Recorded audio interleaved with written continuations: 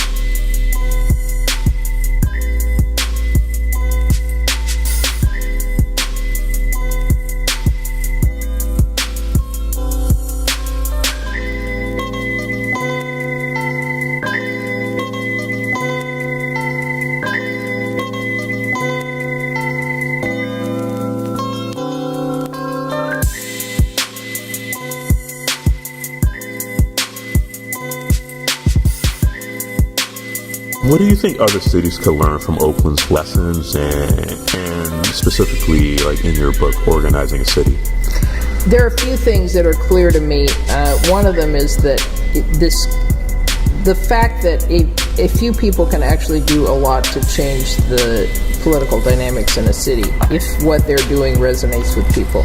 And I think the situation in the United States at this point, we could be proposing much more dramatic and interesting solutions that would resonate with people because the situation is very dire. And just the same old debates at city council, the same old types of administration, I don't think fit the situation. So I think the Occupy people were trying to address that at a national level, and they came up with a slogan that resonates. Now, I think a lot of their practices weren't embedded sufficiently in the population of places like Oakland, and therefore I think that, it has had, limited impact on the local situation. But the whole idea of the 1% and the 99%, that resonated. Well, I think on the local level, there are a lot of things that resonate with people. And, certainly jobs is one of them. And the whole idea of greater participation by the marginalized sections of the population. So I think that that one, people should think about recruiting different candidates to run for office and not just accepting the people who stick their foot out there. Try to think of somebody who would be really good, who's demonstrated some leadership, and then get behind them. That's one. Then a second thing is something like this task force process, which involved 1,000 people, so a much larger set of people making policy, because it gives you a much broader base from which to operate. I think that's the second lesson. Third thing is some of these issues around what you have to do to have policies that really impact the people who already live in a city. So, things around gentrification, what you should do with police, what kind of jobs campaign, jobs generating industries, those type of things. So I think there are a lot of strategies, the need to support progressives when they get into executive office, the impact of the racial wealth gap and how white progressives should relate to that in a different kind of way than is usually happening in the country. I think there are a lot of lessons, and I really think on a political level, Oakland's moved forward a lot. The whole question of participatory action through elections. I think ranked choice voting has been enormously important, and it needs to be expanded. We haven't been able to get really democratic elections on the national level, but we can definitely get them on the local level. So all those things. First-class passengers.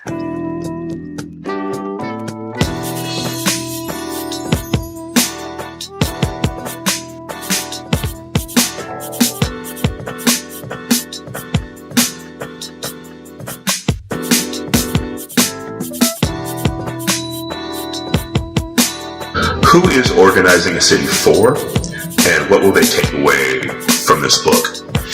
I think it's for three audiences.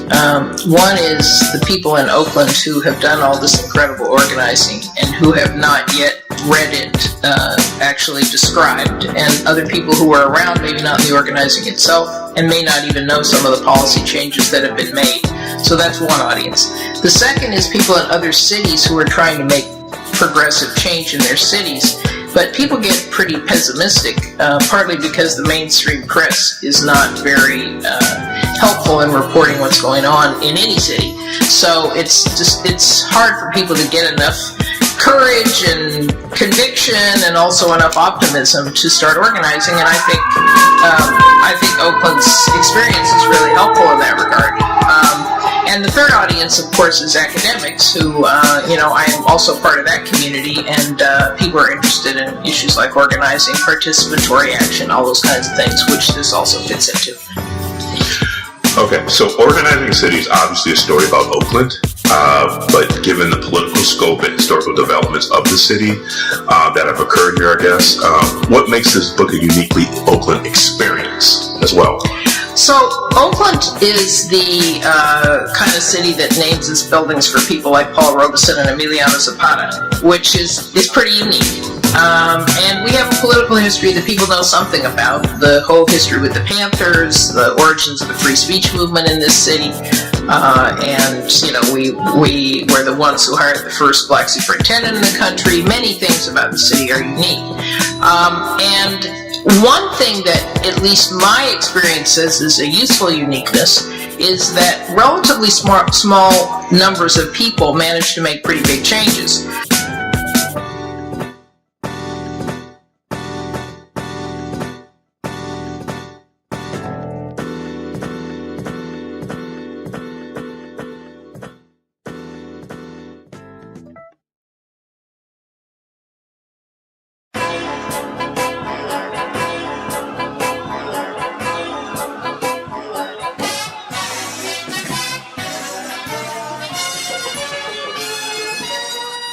First class passengers.